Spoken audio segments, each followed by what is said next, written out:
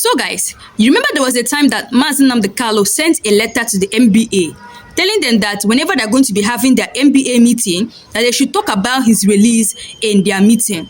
And now, the NBA meeting that took place in Enugu State, the lawyer of Nnamdi Kanu, Maxwell Okpara, came out to talk about Nnamdi Kanu's release.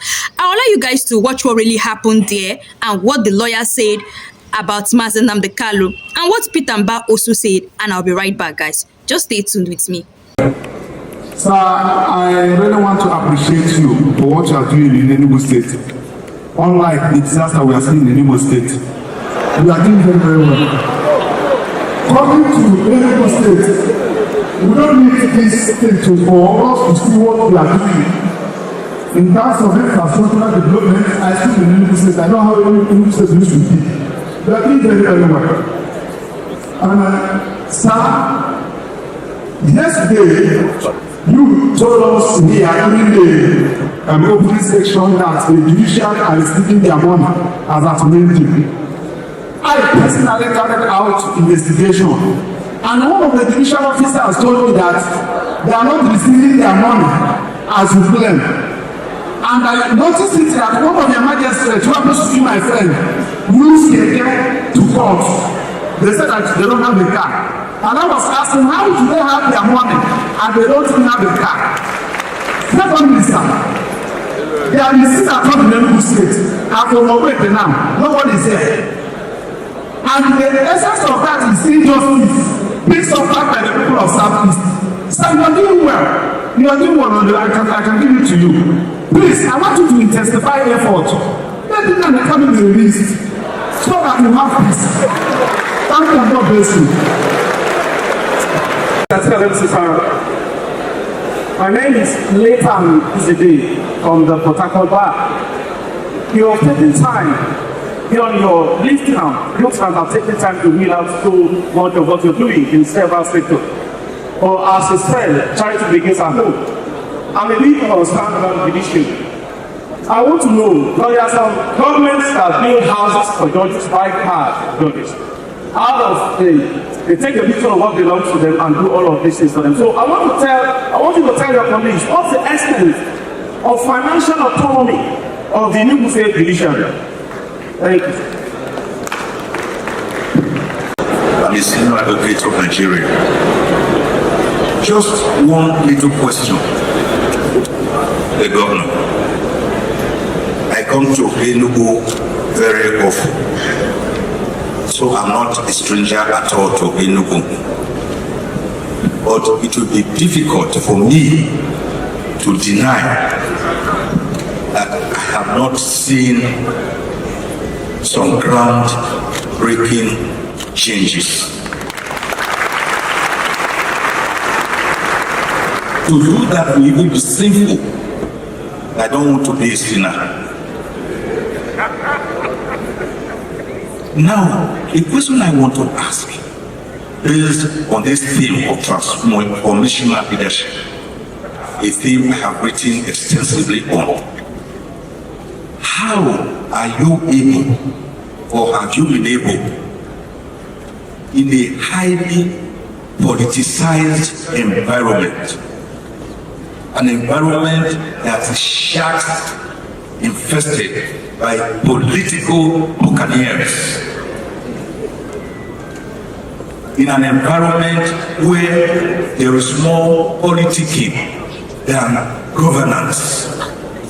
How have you been able to navigate through like Mongopa, who we are told discovered the river Niger at Kainji, even though it let the people there drink with the water? How have you been able to? Start with the first speaker. The first is on the issue of sit at home. When we came into government from 2 years ago, the situation we met on ground was one where everybody, whether you wanted or not, you were compelled to sit at home. And if you did not, it means that you're going to have a violent attack either on your property or on yourself. So that was the situation with Nnamdi Kanu. But I can tell you today, even in the Ogbete, we just made reference to, those who want to come to work, who want to trade on Monday, trade there in peace and in safety. And of course, you are a lawyer. You are not going to compel somebody who, due to his own, some political undertone or his political leaning, decides to stay at home. It is not my job to compel that person to come to work. But I can assure you for free that if you do want to come to work on Sunday and operate in a safe and secure environment, you are free to do so, and it's happening everywhere in Enugu. And today is Monday, we don't need to, you can just do your survey and do your assessment. That's on that. For us, with the judiciary, given our background, we take the judiciary very seriously. Okay? We respect the autonomy of the judiciary. And everything that we do with the judiciary, we go through the budgeting process. And once those items are captured in our budget, we implement them to the latter. They actually get their funds from the state consolidated revenue funds. And that's what happens here. Okay, and they determine what they have budgeted. So if indeed there is issue of vehicles, they need to, of course, by now we have started the budget review committee is already set up. And the cost circulars have all gone out. So it's expected that all the various ministries, all the different arms of government will be able to bring in their budget, and it will be debated. Once those items are captured in the budget, they are then implemented from a frontline revenue position. And I think that addresses that. The next question was on so I think he talked about the judicial, so we've addressed that.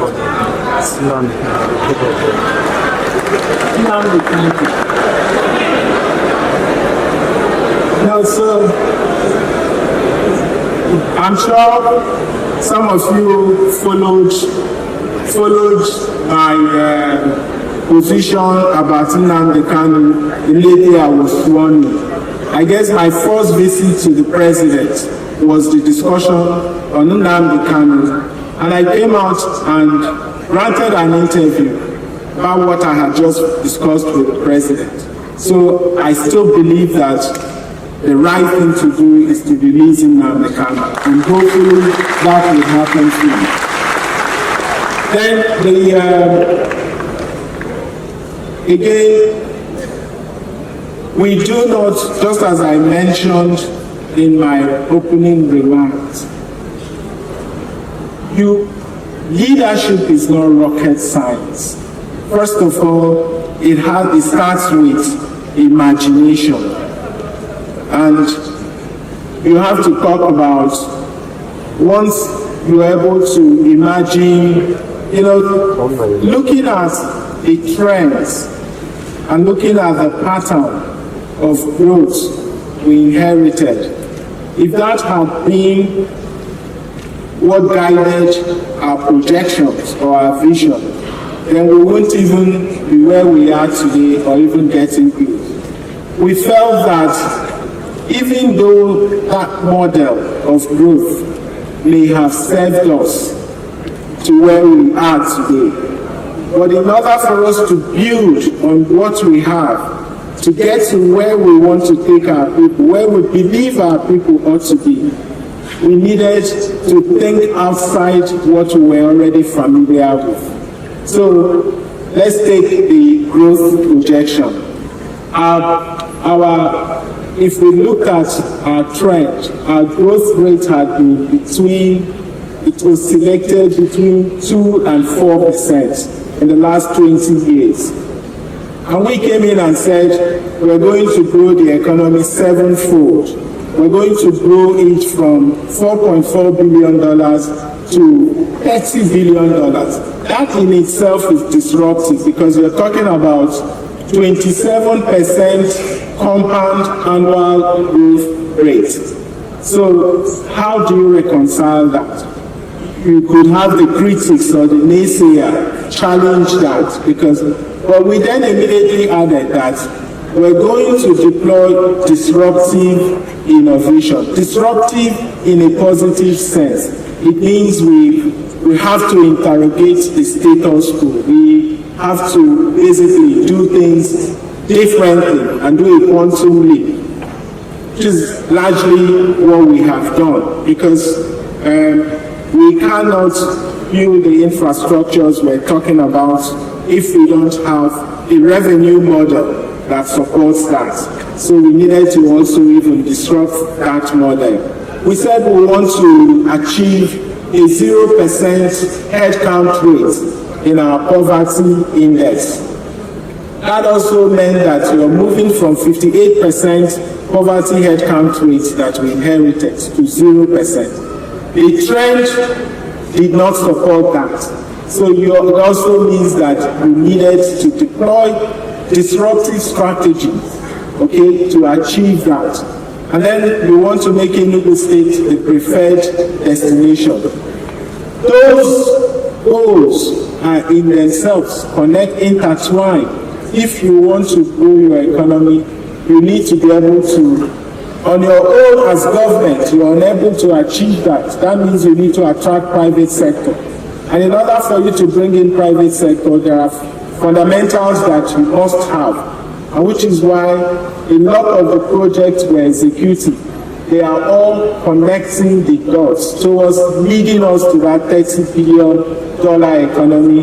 So guys, the request of Nnamdi Kanu has been granted as the lawyer Maxwell Okpara has talked about his case in the MBA meeting that took place in the Enugu state. So let me know your opinion about this video by dropping it in the comment section below. And if you're coming across this channel for the first time, please do well to click the subscribe button, like and share. So guys, thanks for watching.